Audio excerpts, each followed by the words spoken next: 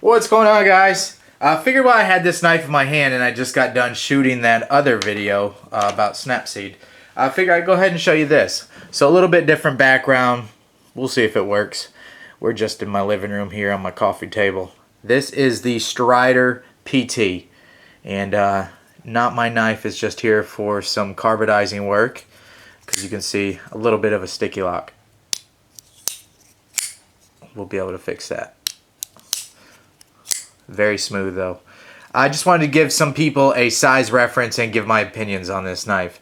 While I have not carried this one at all, I have owned one of these in the past. I think I did the review about 2 or 3 years ago. And I don't know, a lot of my old videos I just sound depressed. I think because I was pretty overweight or something, or maybe I just wasn't comfortable on camera. If you didn't know, most of you wouldn't, public speaking growing up, and even just before I started YouTube, was like a huge fear for me. But not now. You know, it's just like, I think it's the older you get, the less you care. So it's like, okay, I know not everybody's going to like me, and that's cool. They don't need to. You know, I guess it's just being secure in yourself, really. And you just don't think about it. It doesn't even bother you, public speaking now. Because it's like, whatever, you don't like, don't watch. You know, as long as you can deal with the mean stuff that's said every now and then.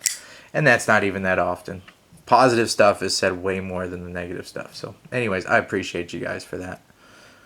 And some of the negative stuff has some truth to it sometimes. You know, people don't like to hear that.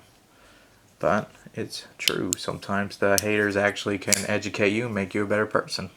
And I wouldn't even say they're haters. Some people just have a criticism that you don't like, and people will label them as haters. Anyways, I am way off topic. Hopefully still giving you some nice visual stuff to look at here. Man, I should have carbonized that lock before I made the video, but totally impromptu. So I love the Strider PT. They are very expensive for what they are. Last I looked, they're around 300 bucks. And you can spend even more if you do the mixed Strider custom versions. I mean, you could probably spend $1,000 on one if you wanted to. But most of them I think are around $600 or $700 for the custom hand ground ones. Maybe they've got a titanium front on here. Maybe they have standoffs on the back. Maybe they are the Starling Gear editions with the Starling bead. Gosh, there's no telling how much you spend on that. But anyways, your basic standard version, you know, this is the CC, still runs around 300 bucks. They're not cheap at all. So you have to really want one to get one. But I think once you get one, and if you've got the money that you're willing to spend on one, I think you'll be very happy. I, holding this now, am very sad that I sold mine. And I'll probably work out a deal to try to get one in the future. And I know I say that about a lot of knives, but a lot of those knives do end up making their way into my collection. So anyways, I really like the Strider PT. I sold mine because I wanted to try out other knives. This was a couple years ago and did not have the cash. So you guys know how that goes. Sell one to get another one. Sell that one to get another one. You're just trying a bunch of stuff out. I want to make another video on that. I kind of feel like I have settled down and really understand my taste so much, and my wants have really like come to a very, very small list. So I know a lot of people out there, when you first get into the knife hobby, are just chasing that dragon, you know, chasing the next one, the next one, the next one. I don't think I've sold or traded a knife in about 2 years. I really don't think I have. Not one of my own personal ones. I may have had a friends come in who wanted to trade for something else or sell it or whatever, but none of my personal collection, you know. And you'll get there. It just takes a while to understand that just because a knife is new or this or that, it may not work out for you as good as your SNG that you already have does. So why sell the SNG to go chase something else? I don't know. This is not really in the... I guess we'll label this more of a rambling video focused on a PT. I really don't. I don't even have any notes. I just shoot from the hip most of these. So, there you go. The PT is cool, though. Again, I shouldn't have sold mine. I had a black one. I think I had tiger stripes or something on it.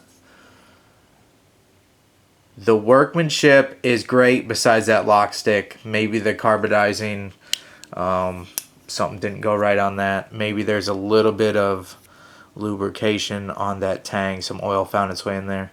Sometimes that will cause lock stick too. So there you go.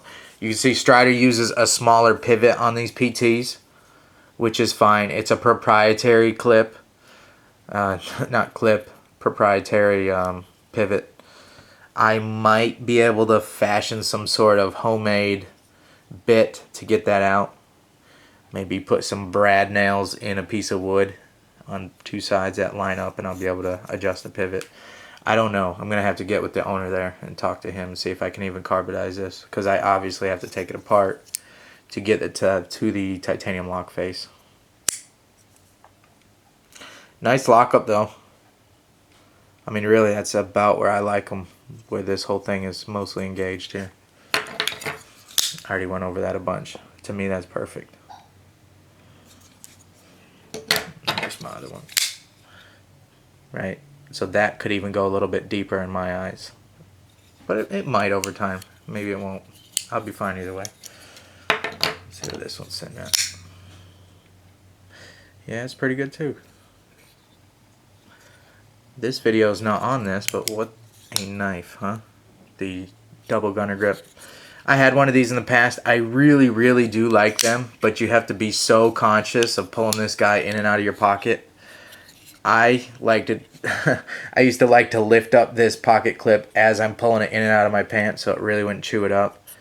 But man, it'll do a jean pocket in quickly if you fiddle with your knife a lot, if you're in and out of your pocket for no reason at all.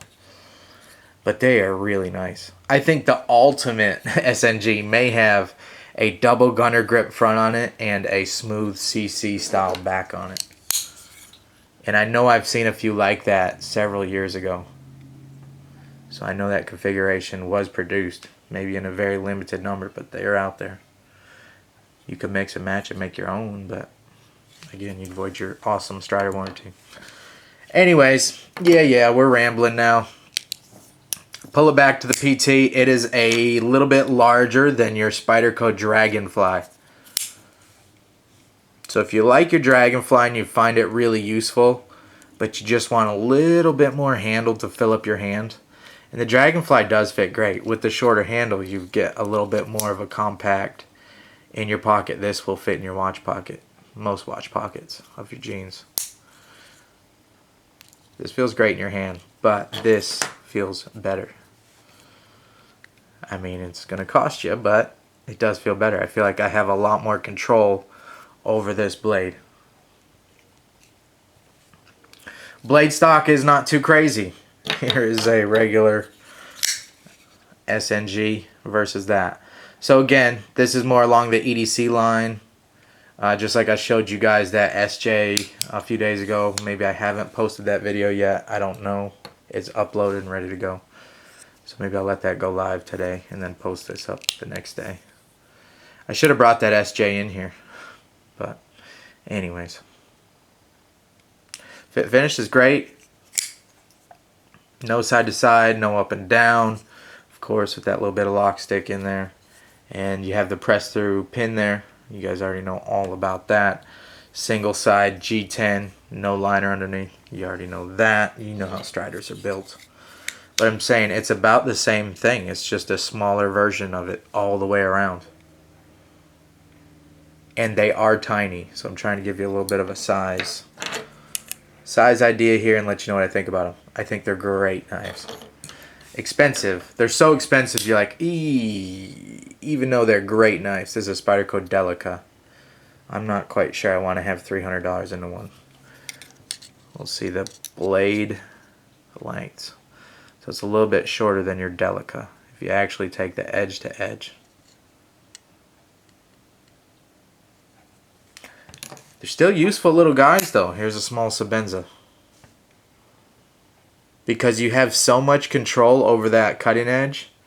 It's like, I don't know, if you've ever used an X-Acto knife with a big long handle and the little blade on it, you can get a lot of leverage. Like, look at any carving knife. They've got a nice handle on them, short blades. You can get a lot of leverage down to do whatever you need to do. Here is a 3-inch XM18.